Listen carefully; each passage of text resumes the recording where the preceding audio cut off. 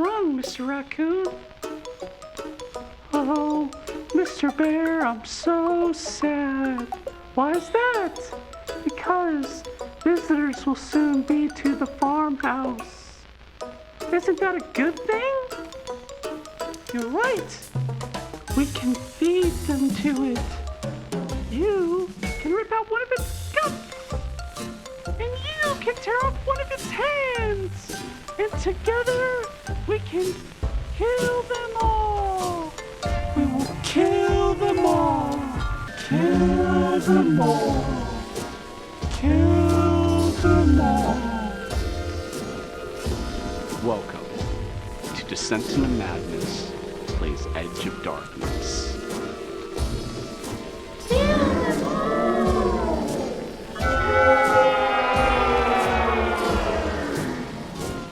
Enjoy.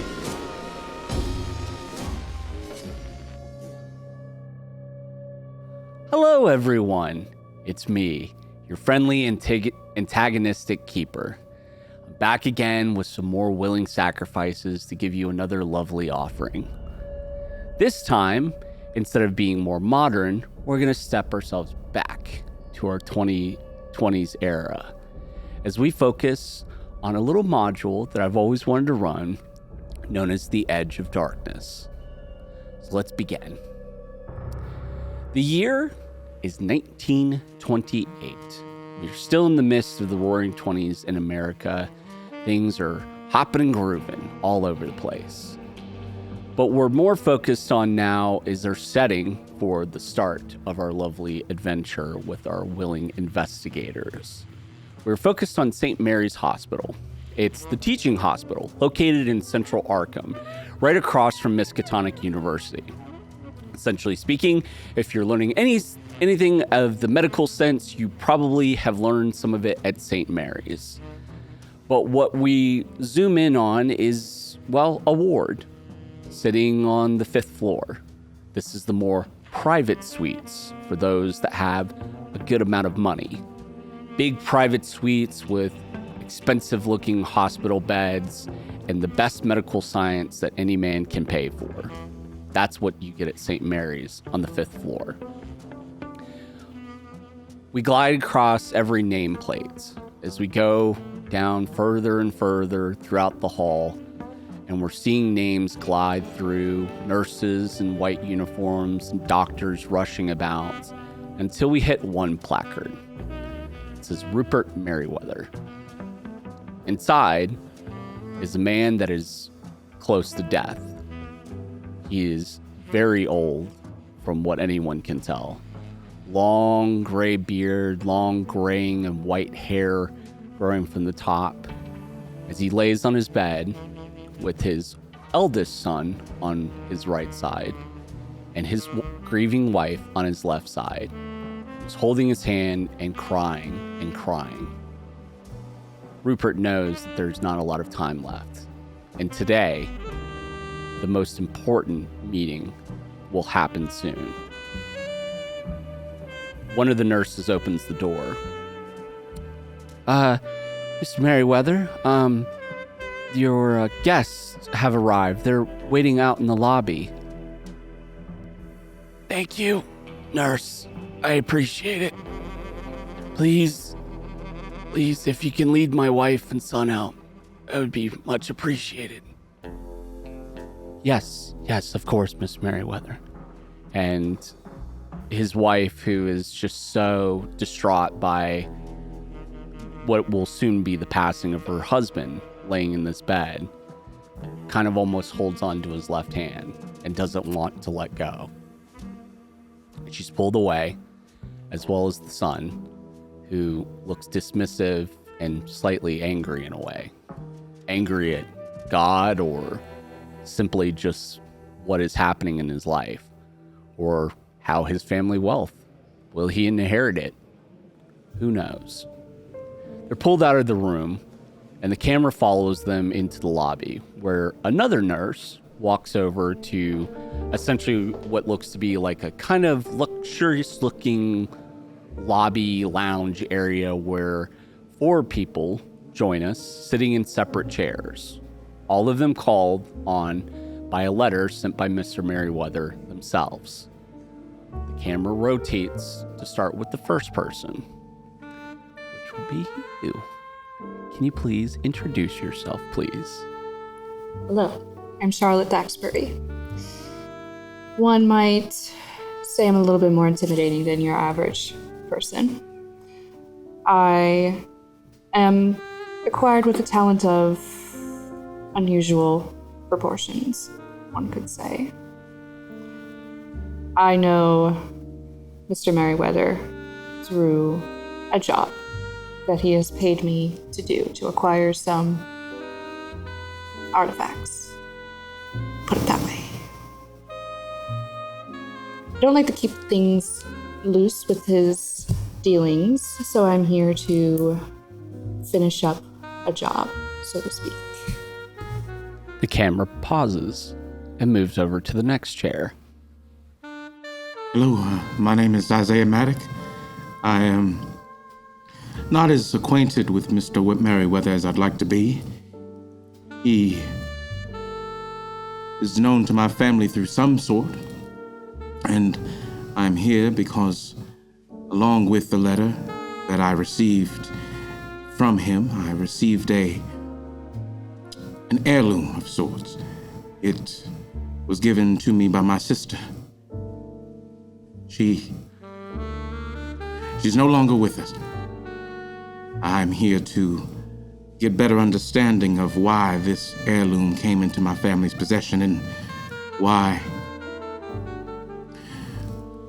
my sister is no longer here. It moves to the next person. I'm Charlotta Nelson. Perhaps you've seen me on the big screen, maybe tied to a set of railroad tracks or as an eavesdropping chimney sweep. Rupert, I wouldn't have the career I have without him.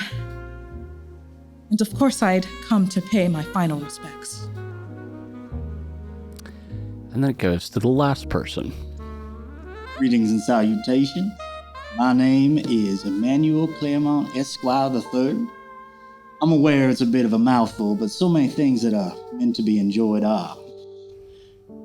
Over the course of my life, I've been known to acquire, purchase, provide, and purvey all sorts of items of a occult or divine nature, and I will sell them to you for an appropriate price, for sure.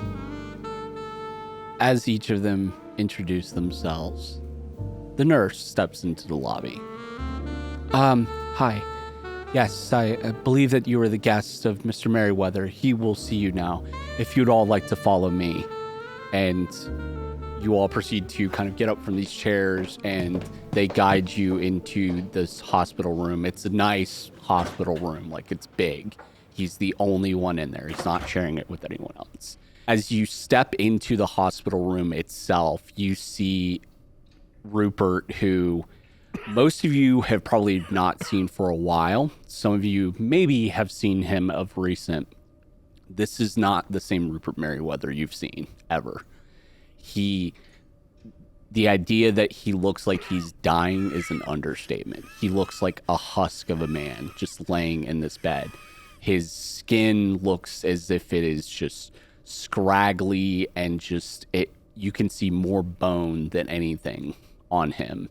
The hair is so overgrown at this point, and he has so many different machines plugged into him that some of them you recognize, others you have no idea what they could be for at this point. He is being kept alive by simply medical science of the era.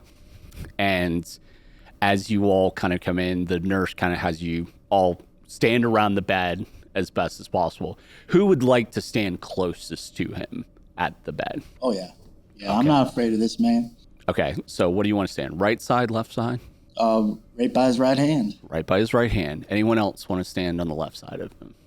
I'll stand right next to him. Okay, you'll stand closer to the left side, and then I'm assuming you two will be closer to the foot of the bed. He becomes more coherent as the nurse proceeds to inject him with something, as if to perk him up a little bit, but he's still coughing. He's spitting up some blood.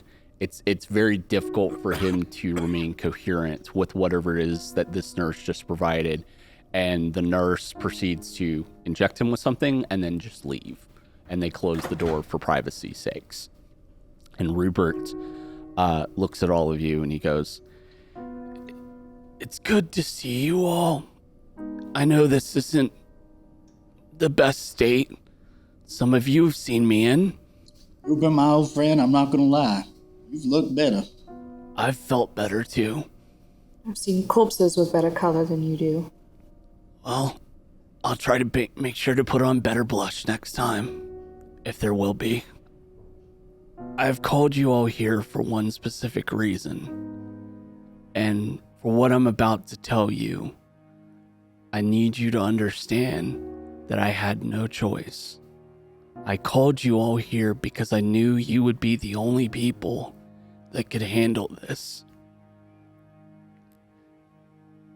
And he proceeds to tell you a tale. "In my youth, I and some fellow students had become involved in what we believed to be an innocent exploration of the occult, led by a slightly older man by the name of Marion Allen. The 6 of us had purchased an old farmhouse a few miles west of Arkham, near the village of Ross's Corners. There we could conduct seances and other physical research in privacy. Alas, our work had unforeseen results. Our last experiment summoned an evil force into this world. Instead of attempting to expel the thing, we were afraid and abandoned the old house." Rupert, surely you jest. "I don't joke about this. Please, I know how it sounds, but we were just young. We just wanted to find out more about this world. Our last experiment summoned something into this world. Instead of attempting to expel the thing, we just left it there, confident that the magic that had brought the evil to this world would also keep it confined in the vacant house, or send it back after a short time. However, I have since discovered that the spell that binds the entity to the house lasts as long as the casters who are still alive. I am the last of the group, and I fear that upon my death, the thing will go free and wreak havoc on the folks thereabouts. I am too old, I am too ill, and too much of a coward to go back to that house to try to banish the entity myself. I am guilty of many things, but my deepest sin was unleashing that horror that fateful night. I am convinced the entity will escape its confinement on my death." And he holds up a hand very wearily and kind of pointing at you. He points over at a table close to the window, and there's a very large wooden box there. "Take the box. Everything that you would need that I can offer you lies within it to help you expel this thing. You must find the courage to send this thing back to where it came from. You must see that this is done. Do this for me. Please." Not for you. And I look down at the beads that I carry almost compulsively and say, "For my family." Then do it for them.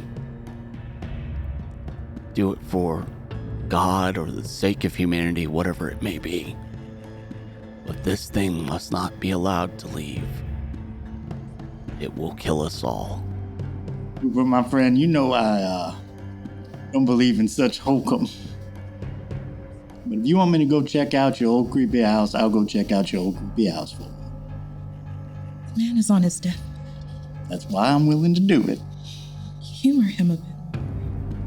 I was hired to steal artifacts. I was not hired to check on old creepy houses. But, for your sake, I will go. I figured you would say that. And he proceeds to grab a piece of paper and... Well, it's not a piece of paper. It's really a book. And he takes out 4 different checks and holds them up. They're all blank, but they have your names on them. I've advised my lawyer that if you succeed in what you do, he will award you the amount of $10,000 each to be payable to you. Always been generous. I've tried. 10,000 to go look at a house. It's a mighty fine offer. I believe I will take you up on that, old friend. A deal is a deal. He starts to waver a bit, and you start to see him kind of look off in the distance, and then he begins to shake, and shake more violently, to the point to where his eyes start to roll in the back of his head, and he starts to cough louder and louder and louder, to the point that he starts to throw up in front of all of you. Oh, we need a nurse. Nurse. I'm gonna steady him. Black bile starts to emanate from his mouth as you guys all call out to a nurse, and panic shirkens the room. Who runs out to go call for a nurse? You both run out into the hall and call out to someone as quickly as you can. Please. We need a nurse in here, or a doctor, or a priest, or... It doesn't take long. They're all on standby. There's probably 3 doctors and like 2 nurses that all rush in the room, and essentially they... Okay, essential personnel only. We're gonna need the rest of you to leave, and they kind of shuffle you all out of the room. How large is that box? It's a pretty big box. Like, you would assume that it's could hold like very large items. Like, you have to kind of hold it with 2 hands. That's how big of a box it is. I'll as they're shuffling people out, I'll back up, getting clear, but grab the box myself to make sure it's not left in the room. Yep. You take the box and you step outside, and you see what looks to be his wife and his eldest son are kind of trying to look into the room as best they can. And all you can see through the window is just Rupert, who is still throwing up, and he's convulsing and shaking. They're trying to do what they can, puncture needles and everything. Let me go ahead and get everyone to do sanity rolls for me, please. Ooh. So you've seen this happen. Regular success. Regular success. Okay, you will not lose any sanity. 16. So you're good. Anyone fail? Let me ask that. So if my sanity's 60 and I rolled a 61, that's You will lose. Yeah, I knew you were gonna start with that. All right. You will only lose 1 point of sanity. 45? My sanity's a 65? So you succeeded. So essentially, for anyone who ever wants to play Call of Cthulhu, on your character sheets, you will have numbers. The biggest number of them all is what you're trying to roll under. Depending on how well you roll under the number, can be a regular success, it can be a hard success, or an extreme success. Some of the things to keep in mind that we'll bring up later is how fumbling works, pushing rolls, spending luck points if you want to try to achieve a better success on a roll or just succeed in the first place. But we'll get to that at some point. Please let me know if you lose 5 points of sanity within... I'll keep track if it's within an hour or so. I'm sure you will. You are all standing back out in this lounge area with this mysterious box in your hand. What would you all like to do? If I may, before we discuss arrangements, I believe I've seen you before. Oh. Is that correct? I think I've seen you die like several times. Yes, I'm Charlotta. Charlotta. Yes, that is a pleasure. Yes, indeed. Time and place, sir. Oh, the place Introductions may are change. always worth the time put into them. Miss Daxbury. All right, Miss Daxbury. Manuel, right? Yes, sir. And Isaiah. Fine name, fine gentleman, I'm sure. Biblical, as it were. Manuel has the same connotation. You seemed a little rattled back there. He's an old friend. Hard to see him that way, if that makes sense. Death comes for us all. It does, but seemed to come on him rather quickly and harshly. I was not prepared for that. It's been quite some time since I've made my way back to Arkham. I too didn't expect to see him in such a state. I knew things would be bad, but that was... Oh, for sure, my dear. I'm sorry you had to see that. That is regrettable. That said, I believe the man's countenance and conscience will be better served if we are to fulfill his last request and collect our monies for doing so. So, does anybody amongst you have an idea of which particular spooky house he was referring to? Does this address happen to be on the crate or somewhere near it? I'll go over to the box. And is it locked in any way? You easily open it. I'll open it up and see what's inside. There's a couple things inside of this box. First and foremost, what you'll see over to the right, it's kind of tri-folded over, but as you unfold it, you see what looks to be a deed. And it says deed for a piece of property in Ross's Corners, more specifically farm property off of Boone Road, near Ross's Corners. It's a little village to the west of Arkham, if anyone is familiar with Arkham. Perfect. A deed is what we need. And there's a key, obviously, that you would assume generally that is for said farmhouse itself. Some other things that you see is you see another piece of paper that's kind of tri-folded in itself, and you can see writing. And if you were to unfurl that, you would see that it is a letter of some sort as well too. But the most interesting thing that's in the box is a tiny little sarcophagus. It's a little sarcophagus-shaped box, very ornate. If you would like to, dear sir, can you please roll? You can either roll a history or an archaeological roll for me, please. Would Egyptology possibly be? I will allow you to do Egyptology. I mean, sarcophagus, I think that applies. Yeah. most peculiar piece. History is better. Never mind. That is an 80 out of 60. Okay. So, I will offer this. If you want to, at any point in this game, if you don't like a roll and you want to try to get it to a success, you can do one of two things. You can spend luck points, which is your luck total at the top. However, I warn you, when you spend luck points, you lose them. You will not get them back at all. The other choice that you have, dear sir, is that you can also push your roll. You're trying to do something different to do better. However, I warn you, if you push your roll and you fail again, it is considered a critical failure. So it is up to you. I'll leave it up to you what you would like to do.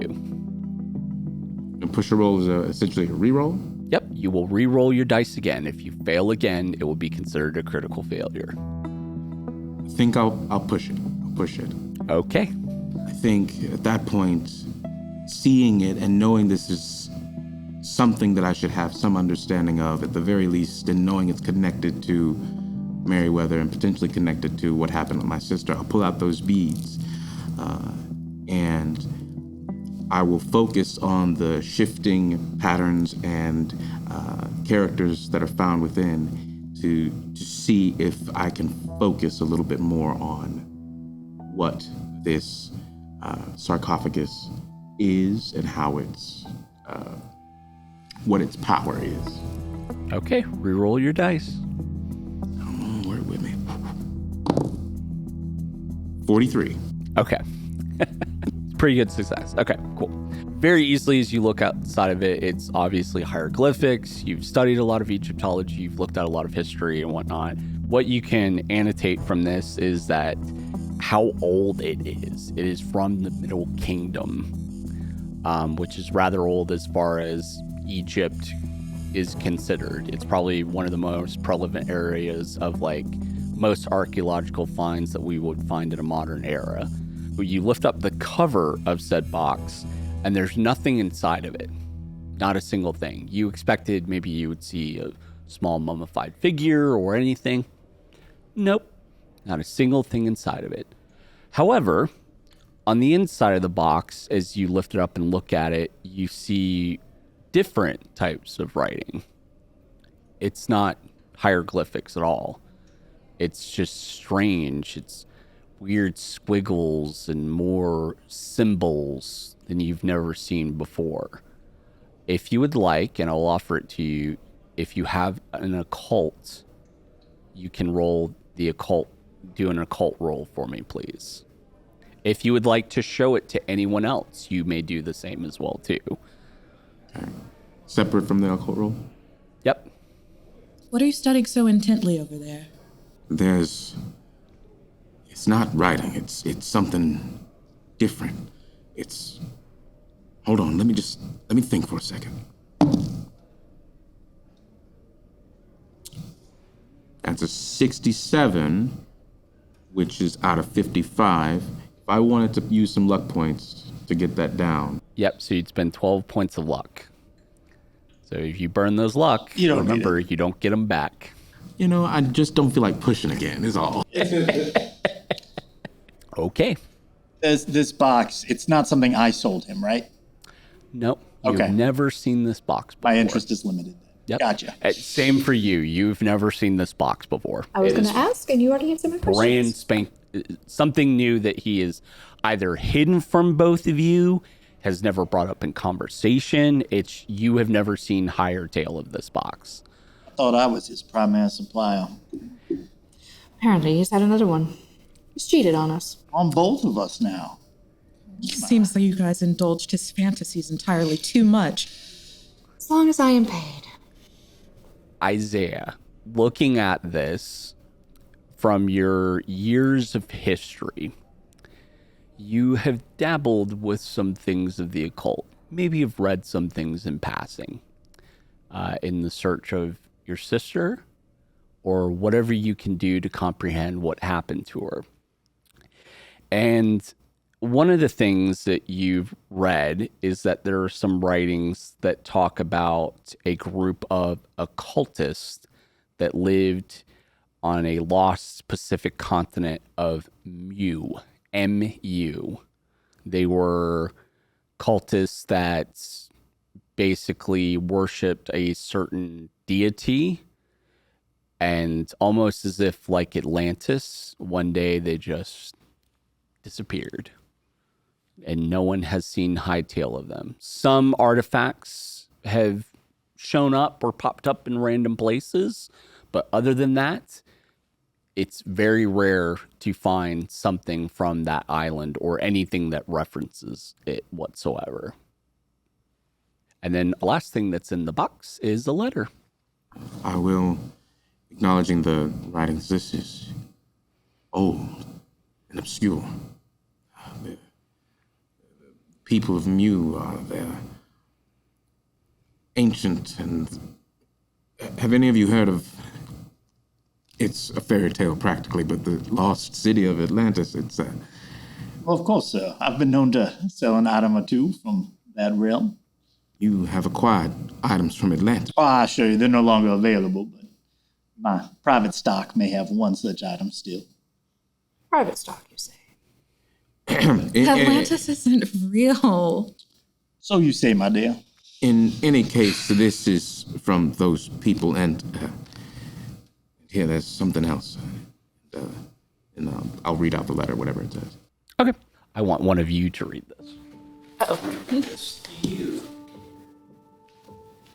Dear friends, in the years after the nightmarish events of that night in my youth, I have seen many strange things.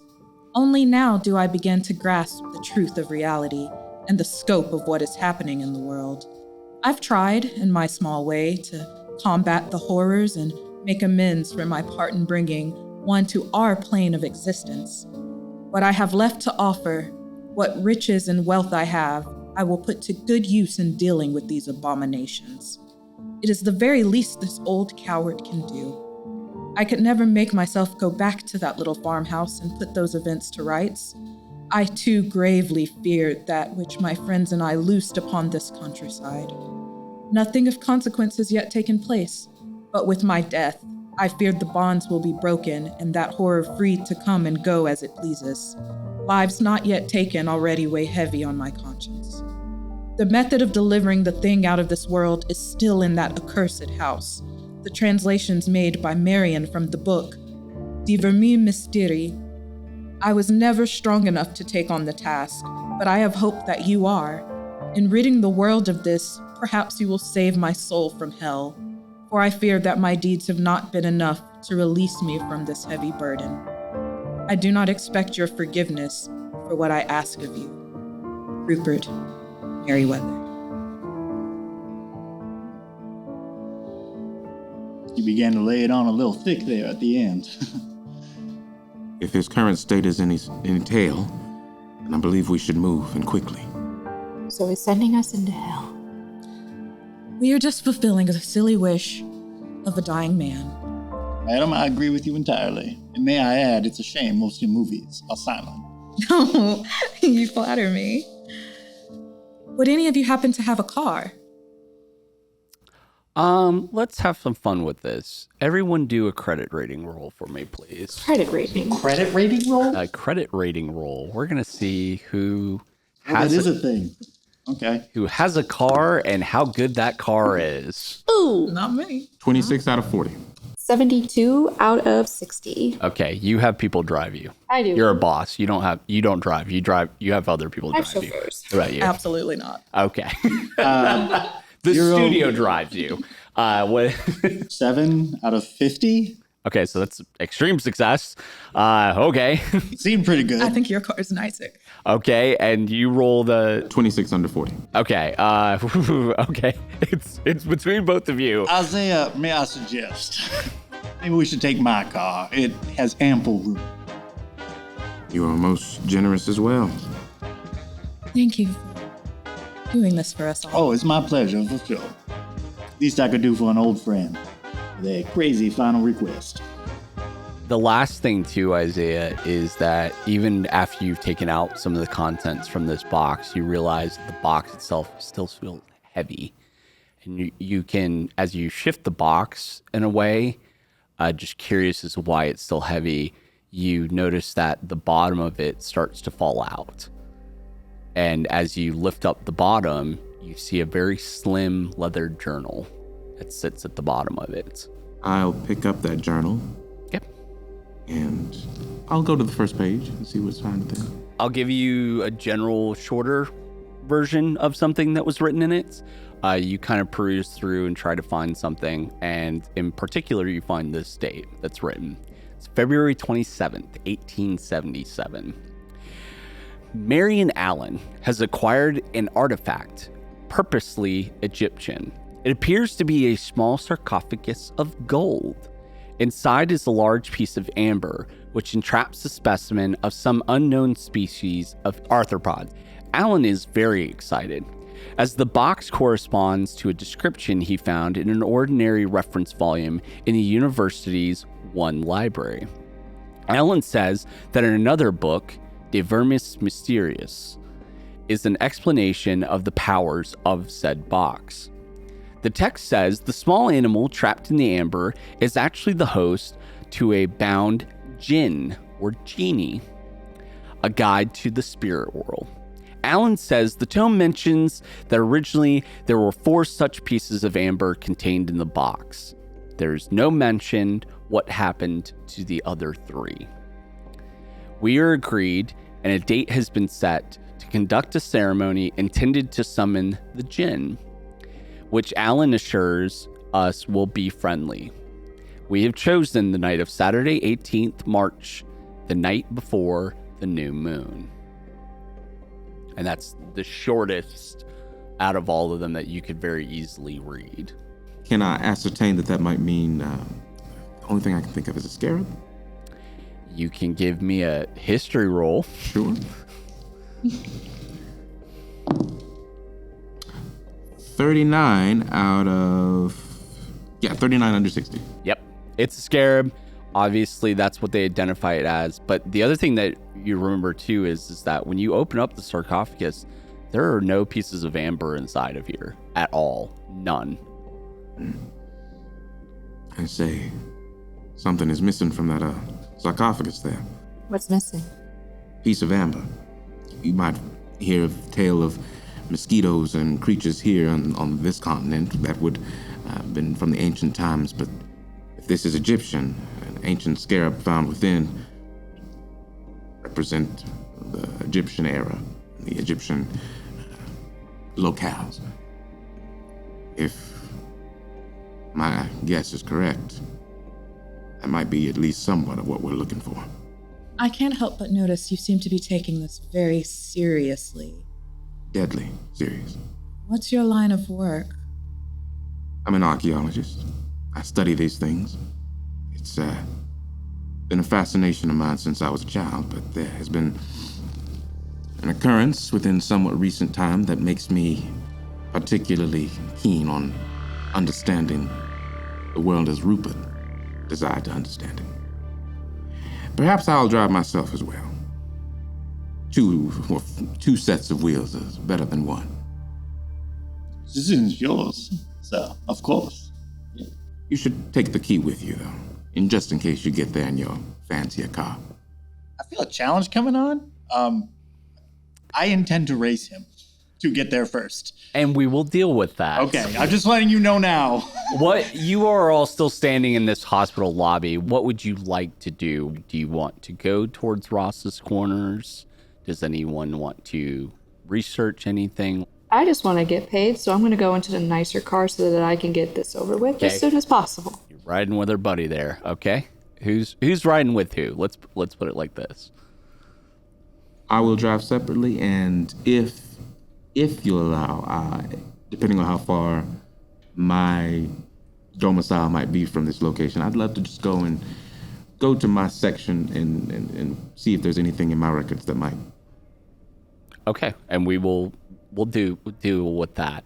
Who would you like to ride with? Well, since Rupert has charged all of us, if Miss Glassberry is accompanying you, then if you are not against it, I shall accompany you. The decision is yours, ma'am. I'll show you there's ample room and you would be most welcome. Oh, I think so, but I want to make sure that we all get the proper credit. Therefore, I would not like someone to be out of my eyesight. Oh, yeah, very well. I'll see you there, sir, and I intend to arrive first. Safe travels. Okay. Here's what we're going to do. You all proceed out of St. Mary's. You go over to whatever said parking lot that's near there, and you step into your corresponding cars. Here's what I'm going to do right now, because I'm going to have a little bit of fun with this. When the keeper smiles, it's never good. What I will have both of you do is I want you both to roll drive auto for me. And we're going to see who is better. If you both fail, tell me who fails worse. I definitely failed. I definitely failed, yeah. I got a 78 over 25. 78 over 25. 79 over 20. Okay. So you have a car, but you don't know how to drive it. I'm a work in progress. You get in your car, you turn it on, you try to shift. You just got it recently. You're trying to shift gears as best This you can. is equipped with all the finest, newest gizmos and doodads, and I'm still learning them myself. I apologize. Just give me a minute, ma'am. I'll figure this out. Can I roll an intimidation? Yeah. How are you intimidating him? I'm just glaring at him and I'm just like tapping my foot and I'm like really starting to get annoyed and I start to fiddle with like my side that I have. Intimidation. I assure you I'm intimidated. We'll see how badly you're intimidated here. And you know what? Give me a power roll, please. Power? Yep. Your willpower. Oh, it's at the top. I rolled exactly a 70 out of 70. Okay, then that's a regular success. Meets beats. That's how I always run it. Power is 11 out of 60. 11 out of 60. Okay. You were glaring at him and kind of indicating something that you might have in your pocket or whatever it is at. You just kind of go, oh, that's weird. I've been keeps around messing plenty with of her what suit. she's gesturing towards before. They've been pointed at me. It's fine. You both are headed towards where? Ross's Corners? Direct towards Ross's Corners, yeah. Okay. It'll be a minute until you guys get out there. So you start to make your trip out there for it. As for my other investigators, Isaiah, you both step into Isaiah's car. You start it up very easily. You make your way towards, you said you wanted to stop by your domicile, correct? Okay. Stop by your domicile. You see him pull up in front of do a credit rating roll. I want to see, is it a house, apartment? I want to see how well you're off. 60 over 40.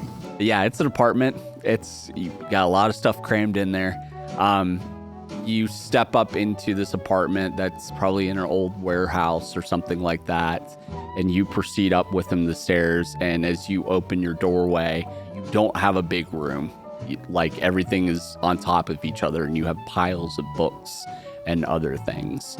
And what are you hoping to find exactly? Just some of my studies. I have an interest in these things, and I'd like to know if I potentially have stumbled upon something.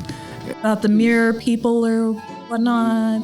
The time, the period, the thing that they might have been consorting with. And please don't mind the mess, but do watch your step. Of course. What would you like to research or look into at all? If this is the first time in our era somebody has tried to consort with that, I assume that that's too new to know. But if there's ever been a time in history where something like this potentially has happened before, if something like this got out previously or almost got out previously, or, if there was a community that went through a sudden loss of life or something like that. Would you say that you keep newspapers in your research library? In the more recent years, definitely. Okay, so I would like you to do a library use roll, where you're going to look through, basically, library use is generally, you're looking through library, you're perusing books, you're trying to read, obtain knowledge as best you can. Depending on how well you succeed, go ahead. That's a 90. Okay, so I will give this to you again. If you want to, you can push. How do you do stuff differently? I think as I'm going through, I'm becoming much less careful of the books, because I know I've gotten to the idea that, okay, this wouldn't be in a book. This would maybe be in a journal. But if this is something that has been cataloged very much so cataloged in a breaking news situation, then it's not going to be in any of these things. So I'm becoming less careful of my own records. Okay, go ahead and give me a roll again. Oh, no. Oh, no. That's a 95. Less careful of your books, eh? Oh, good. I love it when people fail their push rolls. You try to peruse through things the best that you can, and you kind of go a little bit too down the rabbit hole there, buddy. You start to look up things like some articles kind of indicate what seems to be a very large person that's like 6 or 7 feet tall that some people call Bigfoot in the Everglades. That might be associated with the Mew in some way, some correlation. And then you proceed to read what sounds like the idea of Wendigos, and that Wendigos might be existing in this part of the country, which doesn't make sense because they appear more in the northwest but you still feel like maybe they have a travel parent. You just keep going deeper and deeper into this rabbit hole, and you see him start to kind of like, he starts reading one thing and he starts fanatically flipping through pages. We do have to make it to the house at some point. I understand that, but I believe I'm onto something. When to go? First be the shapeshifter. Well, I suppose I could maybe try and hire a driver to get myself there if you insist upon spending your time here. I guarantee you I will get us there. It's just I need to find out if you would help me, and instead of offering to leave, I promise you we will discover what we need to discover. Okay. Oh, I suppose I can try. Can I spot hidden and see if I find something that he's thrown out that mentions Mu or Egyptology? Yes, you can. Can you please roll spot hidden? He's throwing a lot of things around. Regular success. Okay. I'm going to give this to you. You see him toss a lot of things around, and in particular, you see one piece of news, and there's a very large, it looks like the New Orleans Gazette, from what you can tell. It just kind of was thrown and strewn across it. There's big headlines on the front of it, and it basically says, "Brutal murder at the docks." The newspaper is dated August 14th, 1877. New Orleans. The body of Mr. Marion Allen, late of Arkham, Massachusetts, was discovered early this morning near the Gulf and Panama docks. A victim of foul play, the man was identified by local witnesses who said that Mr. Allen had been seen in the locale the evening before. Although robbery was the apparent motive, police report that the victim had gruesome marks carved into his forehead and his tongue had been cut out. Mr. Allen had reportedly gone to the police earlier this week, claiming that he was being followed and that he feared for his life. He said his shadowy pursuers were after an Egyptian artifact, which he no longer possessed on his person. Police are looking into it further. I was in the Gazette once. I was in the New Orleans Gazette. Oh, a brutal murder. Oh, carvings into the body. Why would you have something like this around? Coffins. Did you say coffins? And I'll look into it. You look at it, and instantly you see the part where it says that he was holding a sarcophagus of some sort. You also identify Marion Allen, who you would have, Rupert had mentioned about Marion Allen, so you know that this was the leader of their occult society. This is what we were looking for. Thank you. You see, I knew you had it in you. I aim to please. Can we go now? I suppose so. Yes, that would be wise. Can you give me an education roll, please? 007, meaning that's a 7. That's a 7. So it's an extreme success. Yes. Yes. What's so great about it is that because you previously perused the journal, in particular, you remember seeing this article. And as you flip back through the journal again, you see as one of the last entries on it has that same article cut out and placed on the page. And right above it is some writing. As you read this, October 14th, 1877. I just discovered that Marion Allen is dead and has been dead for some months now.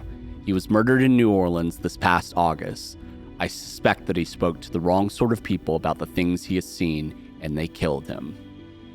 The newspaper mentions the sarcophagus, so they may have been after the gold. That is 3 of us gone now. I must do something. I've already begun ancient history classes at university, so I believe I will try to research the problem at the farmhouse in that manner. Perhaps I will uncover an ancient secret of how to rid our world of that beast in my own way. The article is taped underneath this writing. And last but not least, you see a lot of names written below the article. The first one is Robert Mencken, and there's a date next to his name that says March 1877. Underneath that, Harold Copley, August 1877. Marion Allen, August 1877. Crawford Harris, January 1910. And then Cecil Jones, March 1919. And then last but not least, Rupert Merriweather's name. And there's no date next to it. He's the last one. You mean truly all of his colleagues died and... Indeed. There's Marion Allen, there's Robert Mencken, there's Harold Copley. They all died in 77, but Cecil Jones, he died in 1910. There was for some reason, and I cannot ascertain it, why there was a deferral of time, but now it's him. He's the last one. Must be superstition. I would say we should go. Quickly. Let's be on our way. You both start to shuffle downstairs with this new information back towards your vehicle, and you start heading towards Ross's Corners in the hopes of catching up with your compatriots. Can you give me a drive auto roll, please? Baby. Yeah. I want to see how well you're driving. 56 over 25. Okay. Detours, traffic, try to do the best you can, run into a couple of bad constructions, so on and so forth. Takes you a minute to get out there. The both of you, however, make your way out to Ross's Corners. This little town is as podunk gets. They've got one thoroughfare. There's a couple of stores that sit around. The main one that looks to be the most open or the logical to even go to at any point would be it's this old rickety 2-story looking place that just says general store on a placard that's barely hanging on to the front of this building itself. And the general store is all fading. All the lettering is fading off of it. Other than that, most of the people, even as you guys start to make your way into town, anyone who's walking on the streets kind of just gives you all the side eye. And they don't, seeing this nice car and seeing you all start to roll in, they just kind of give you kind of glares at you all. And they just try to shuffle away from you as much as possible. How long's the drive? To give or take, because this is right outside of Arkham, you guys drove for at least an hour. Okay, so for like almost the whole time, I think Emmanuel Claremont is detailing everything he ever sold to Rupert, to you, telling it as tales. Whether you enjoy the tale or not, he has no idea. But so that was, you see, the third Egyptian Eye of Ra that I sold the man before he realized that some of them might not have been the genuine article. You see. So are you going to be done talking this entire time, or are you going to be driving? Well, I've always been a good multitasker. How about we play the quiet game? I'm unfamiliar. You'll have to teach me all the rules. You shut up. I understand the rules. You start to just rumble and roll into Ross's Corners as you've sat in silence. He's talked the entire time, the whole hour, all the way up into the point you've told him to play the silent game. And then it's almost as comedic as gets. As you say that and he shuts up, he perfectly parks the car in front of the general store. And then he just kind of looks at you, just kind of going, I mean, we're here now, so can I talk? You just look at you and go, what? At what point does the game end? What do you want? Well, I figured before we head to the house here at the general store, we could maybe ask about it, do our due diligence, and maybe pick up, I don't know, a nice lunch or something we can enjoy. I don't think this house will have much to show us, but I want my money. As do I. Well, I suppose asking around won't hurt. If anything, to get me out of this godforsaken car. You get out of the godforsaken car, and you are all standing in front of the general store. Oh, yeah, I'll stride right in. Like I own the place, Survey it, see if there's any, people behind the counter or people shopping. Is it populated? And then the stuff. What kind of quality are we talking? It's not great quality. It's you step in, and it is as barren as barren gets. They have essential items. They have some animal feed that you can buy. You can buy wood if need be. There's general food, but it's not fancy food to it. There's a lot more alcohol than food. Water than food, sorry. There's a lot more water that can be obtained there than food. And as far as who's standing behind the counter and stuff, you see a very old woman in her early 60s who just kind of has frizzled white hair, and she's wearing a very bad name tag that just says probably Mary or something along those lines. And she just kind of, even stepping into the store, you've never met this woman before, but somehow she just kind of looks at you all with a side eye and just kind of almost dismisses you right away and goes back to reading whatever paper and smoking her cigarettes. Miss Charlotte, if I may, perhaps you should talk to our new friend Mary over there while I peruse the wine and water selections. Fine. I peruse over to Mary.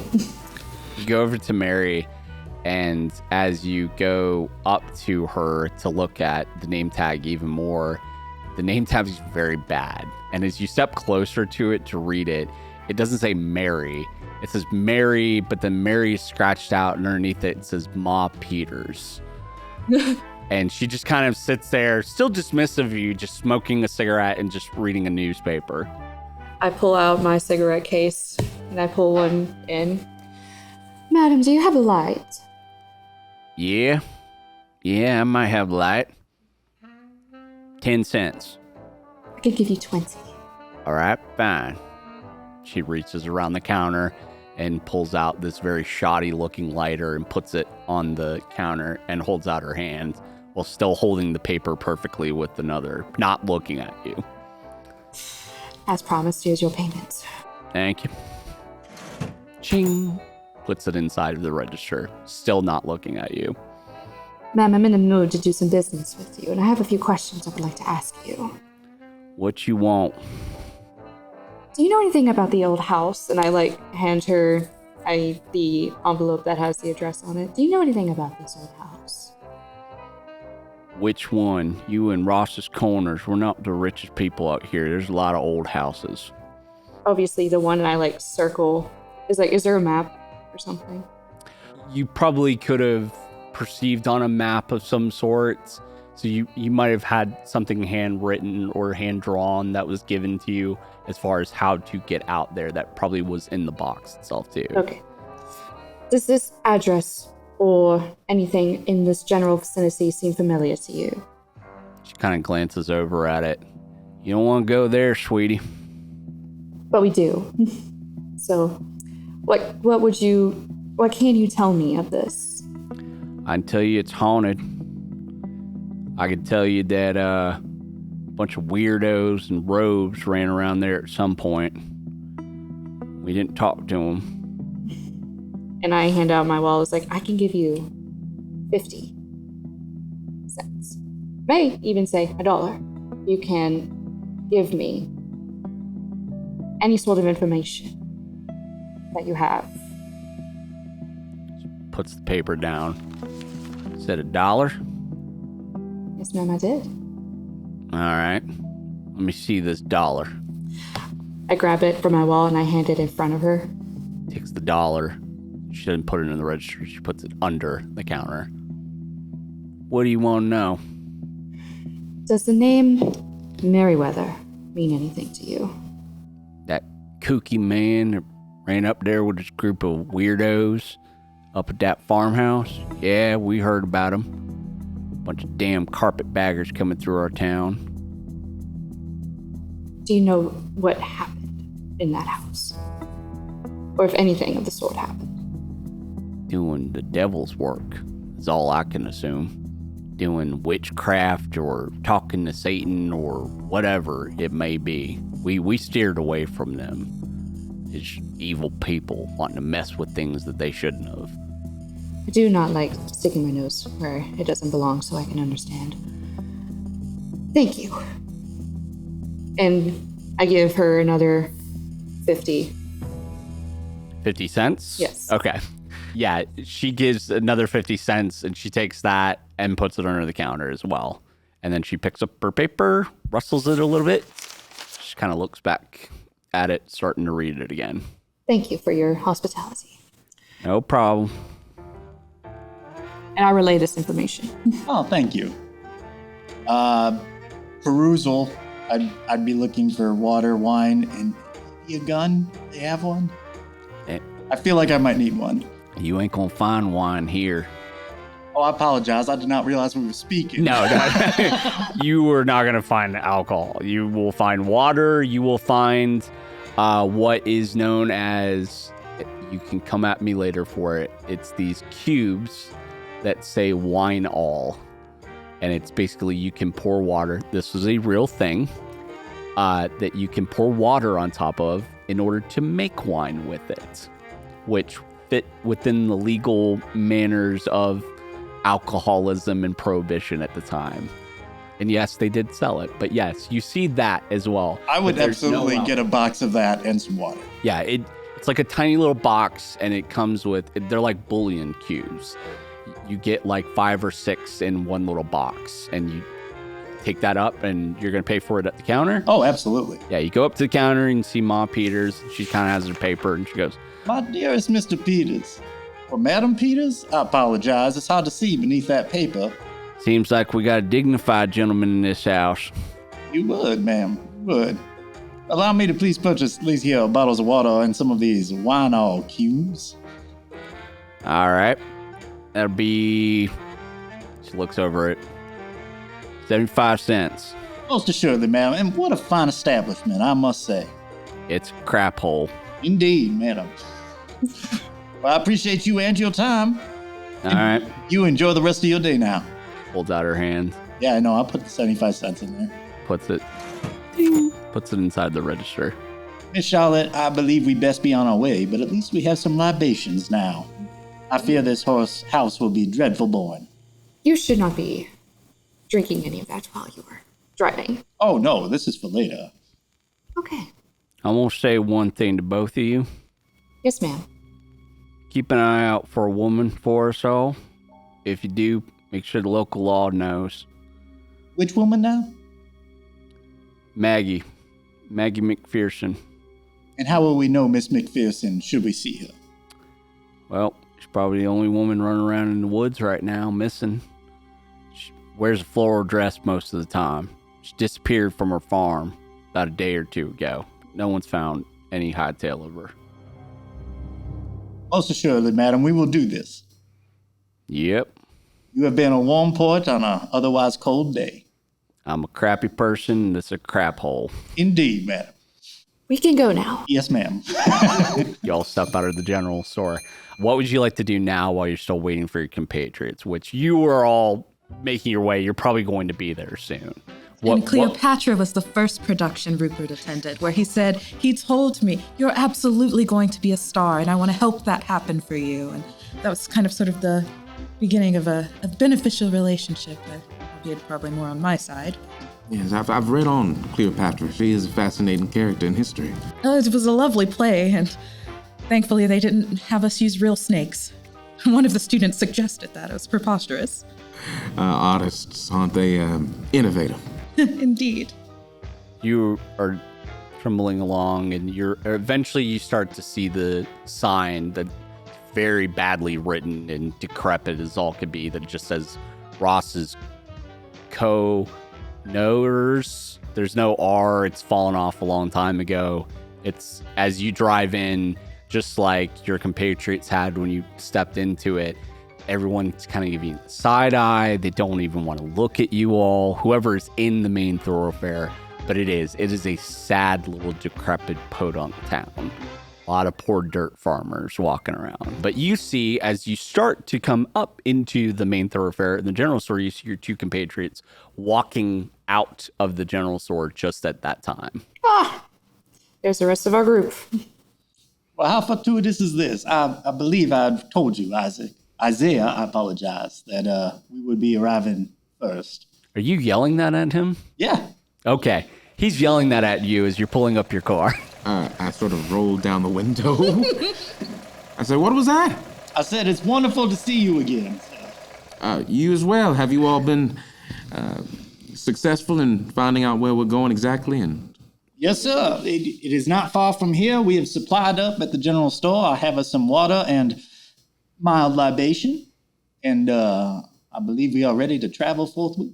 I hope you intend to save the libation for after. Of course. Good. Well, the sooner we're done with this business, the better. We found some additional information that is a little worrisome. One by one, certainly, the members of his little occult club did indeed pass away, and some of them in a gruesome fashion. I see. So whether or not this hokum is real, someone believes it is. Enough to commit heinous crimes. And Rupert certainly did. Are you going to get in that fancy car so we can keep it moving? So I believe I will. Somebody please switch with me. Oh, come Sure, on now. by This all is a means. wonderful time. I mean, it is a lovely car indeed, actually. Oh, I'll hold the door open for her now. Yeah, absolutely. Okay. Switching passengers. I'll say it's been a pleasure, Miss Charlotte. It has. Charlotta nestling in my car. I do believe I can brag about this one day. And you start to hear them talk as they drive away. Peace. Well, on we go. You both start to take the cars out of Ross's corners, and from what map that you have that probably would have been provided to you all, it's maybe another, because it's a farm community, most farms are not close to the city, right? So this is another kind of 15-20 minute drive outside of Ross's corners. And as you get out here, there's nothing around. You're seeing just large open fields. You're seeing some forestation here and there. It's basically upper state, kind of Massachusetts-like area. And as you drive more and more to it, whoever has had this property is not taking care of it well. You almost miss the sign for the turn onto Boone Road. And eventually you drive past it, then you realize you made a mistake and you have to turn back around to it, and you make your way up to this farmhouse. And the farmhouse itself sits on the property, and it looks to be about 2 stories from what you can tell. It's the standard definition of a farmhouse. The paint this has not been looked after for a long, long time. It is decrepit. Some of the windows look like they're broken from the outside. The door is still looking like a door. It's not hanging off its hinges. It's not looking bad at all. The rest of the house, shingles have fallen off of it. There might be a hole or 2 on the side from what you can tell. But you pull up, and there's a barn as well. And the barn looks like it's slanting because obviously something foundation-wise has happened to where it's becoming decrepit. It's rotting or molding, whatever it could be. Termites have gotten into it. And you all come across to this farmhouse, and it's eerily quiet. So No far, sounds. The only evil I see here is poverty. I don't like this one bit. It's quiet. Can I listen for any signs of life? You listen, I will tell you that it's weirdly quiet. You don't hear crickets. You don't hear animals.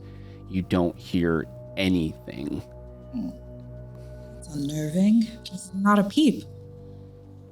Damn mysterious. I get out of the car and I start scanning and scoping the property. Can you give me a spot hidden roll, please?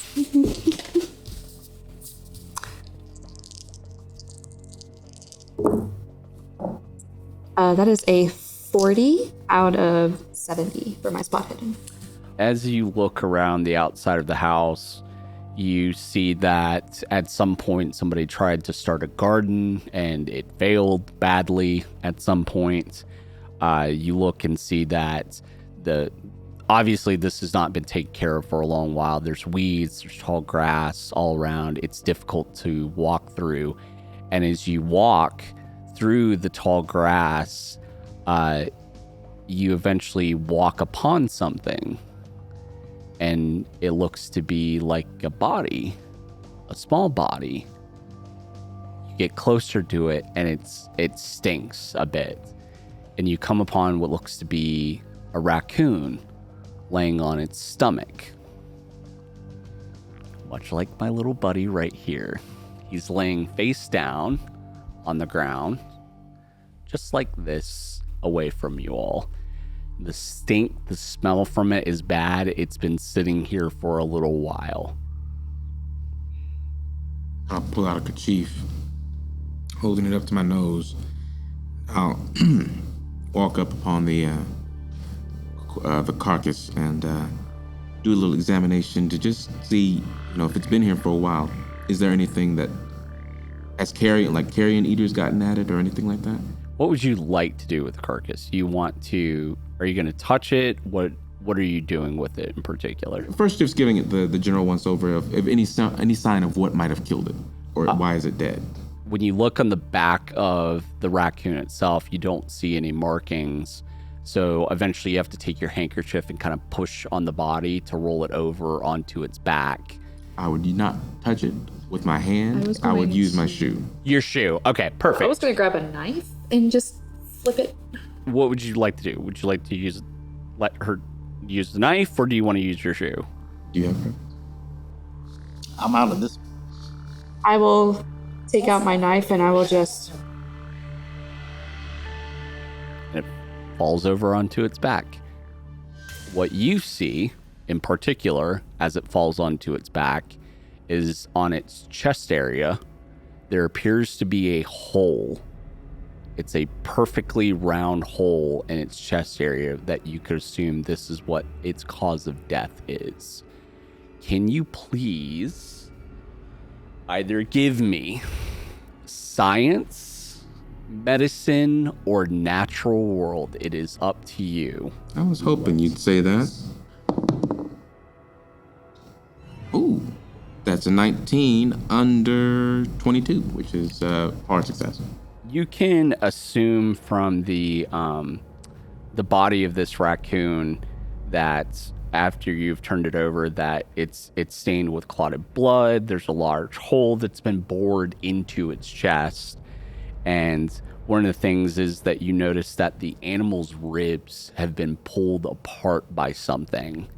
And in particular, for any of the organs that would be there, the only thing that you see missing is its heart, is what you can determine from it.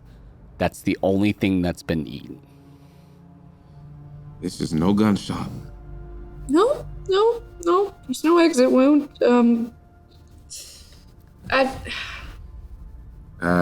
Heart's gone. Companions? Are you all walking up to us, or y'all staying far away?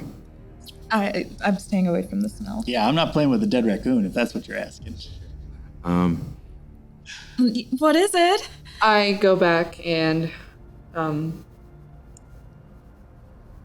dead raccoon. Smells bad. Heart's missing. Well, I'm sure something must have eaten it. Most carrion creatures are not that picky. Well, when you're hungry. Also, most creatures can't burrow a perfectly round hole in the center of its chest and pry open the ribs to get the heart. Some deranged individual running around out there cutting perfect circles into little raccoons. I'm sure it has no bearing on that house over there. Perhaps we best move on along. Said about the job we were hired to do. Agreed. Oh, I need a cigarette. Madam. Oh, thank you. Seeing as you're going to have your cigarette, please, can you please roll spot hidden for me? Oh no, it's one of mine. I am going to spend 15 points of luck to succeed. Okay. Anyone else wanted to look around at all anymore? You said this is in a field. Is this closer to the main house, or is this closer to the barn? You're closer to the main house right now. This is it's like 10, 15 feet away from the main house. Like, it's very, very close. And how far is the barn from the main house? From the main house, it's 20 feet. It's not far from it. Yeah, not too far. You spent your 15 points of luck, right? Okay. You go to smoke your cigarette, and you start to kind of look around this place, and it's weird, it's eerie. And as you kind of look around at the farmstead itself, you look over at a set of trees. And as you look at the set of trees, you start to see a small glint of something, as if the sunlight is hitting it. There's something shiny over there. In between the trees. Would you accompany me to check it out? By all means, ma'am. It would be a pleasure. I want to go towards it. Okay. You proceed to walk towards it. Just you two, right? I was invited, so yeah, I'm coming. Okay.